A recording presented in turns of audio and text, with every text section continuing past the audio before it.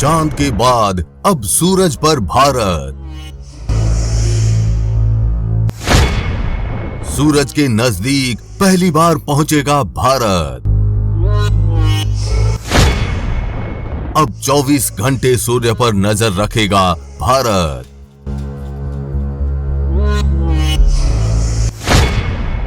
इसरो का सबसे बड़ा मिशन।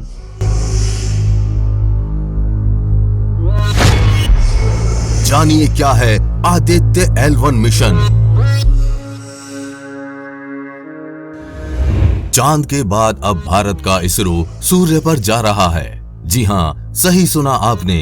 चांद को मुट्ठी में करने के महज 3 दिन बाद ही इसरो सूर्य को मुट्ठी में करने की यात्रा में निकल पड़ेगा। चांद पर चंद्रयान 3 23 अगस्त को पहुंचेगा और इसके महज 3 दिन बाद ही 26 अगस्त को इसरो अपना अगला मिशन आदित्य L1 लॉन्च कर देगा।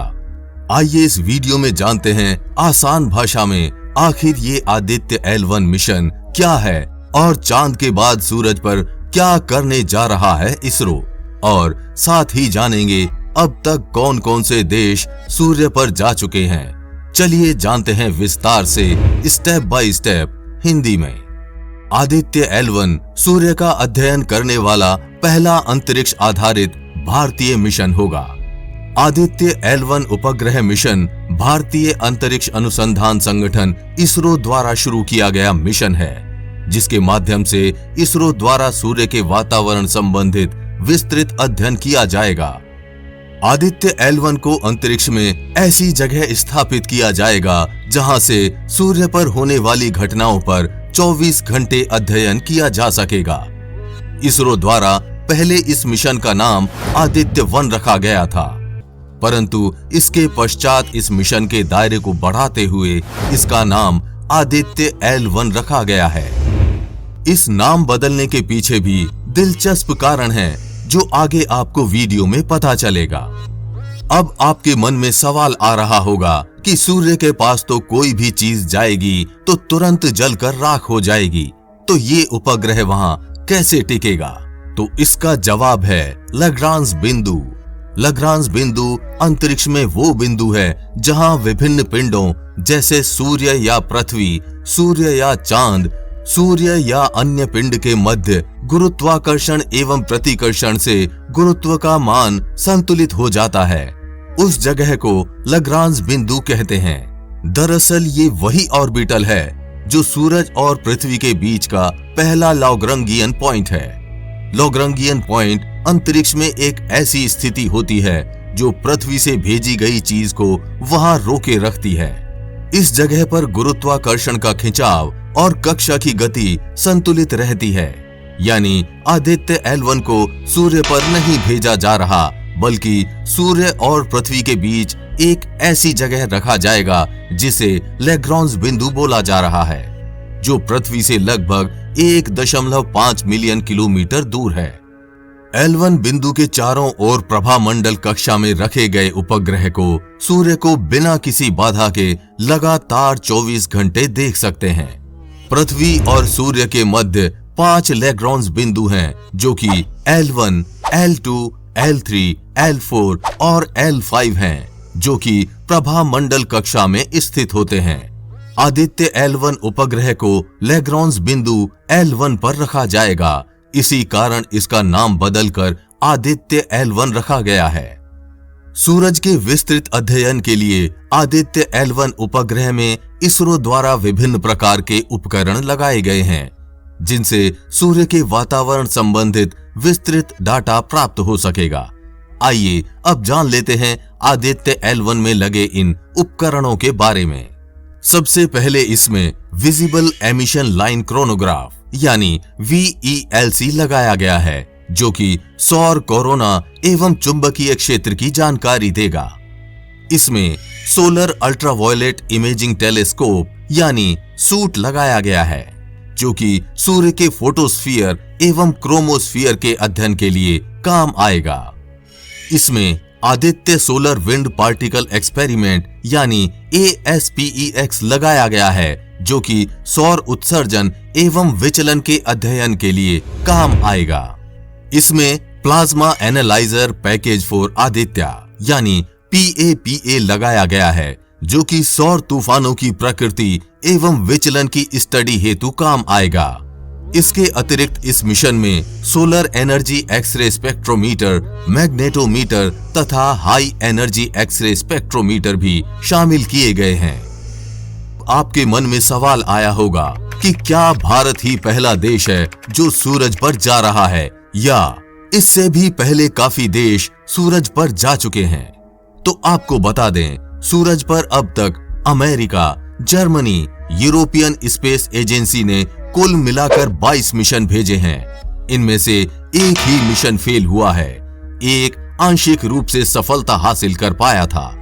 सबसे ज्यादा मिशन अमेरिकी स्पेस एजेंसी नासा ने भेजे हैं। नासा ने पहला सूर्य मिशन पायोनियर 5 साल 1960 में भेजा था। जर्मनी ने अपना पहला सूर्य मिशन 1974 में नासा के साथ मिलकर भेजा था। यूरोपियन स्पेस एजेंसी ने अपना पहला मिशन नासा के साथ मिलकर 1994 में भेजा था।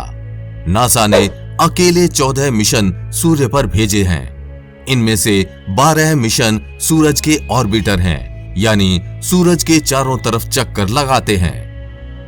एक मिशन फ्लाई बाई है, दूसरा सैंपल रिटर्न था। नासा के पार्कर सोलर प्रोब ने अब तक सूरज के आसपास से 26 बार उड़ान भरी है। हालांकि ये अब भी सूरज के तय ऑर्बिट में पहुंचने में समय लेगा, क्योंकि ये अब भी रास्ते में ही है। नासा के साथ यूरोपियन स्पेस एजेंसी ESA ने 4 मिशन किए हैं। ये थे उलिसस और सोहो।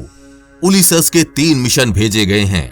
यूरोपियन स्पेस एजेंसी ने अकेले सिर्फ एक मिशन किया है, वो है सोलर ऑर्बिटर। ये 2 साल पहले लॉन्च किया गया था। ये स्पेसक्राफ्ट अब भी रास्ते में है। वहीं जर्मनी ने 2 मिशन किए हैं, दोनों ही नासा के साथ मिलकर। पहला 1974 में और दूसरा 1976 में। दोनों का नाम हेलियोस A और हेलियोस B था।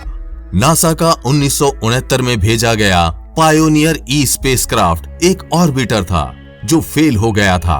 ये अपनी तय कक्षा में पहुंच ही नहीं पाया। नासा और यूरोपियन स्पेस एजेंसी का उलिसस 3 मिशन जो साल 2008 में भेजा गया था, वो आंशिक रूप से सफल था। उलिसस ने शुरुआत में कुछ डेटा भेजा, बाद में उसकी बैटरी खत्म हो गई, वो ट्रांसमिशन नहीं कर पाया। नासा ने साल 2001 में जेनेसिस मिशन लॉन्च किया था। इसका मकसद था सूरज के चारों तरफ चक्कर लगाते हुए सौर हवाओं का सैंपल लेना। उसने सफलता हासिल की और सौर हवाओं का सैंपल लिया और धरती की तरफ लौटा, लेकिन यहाँ पर उसकी क्रैश लैंडिंग हुई।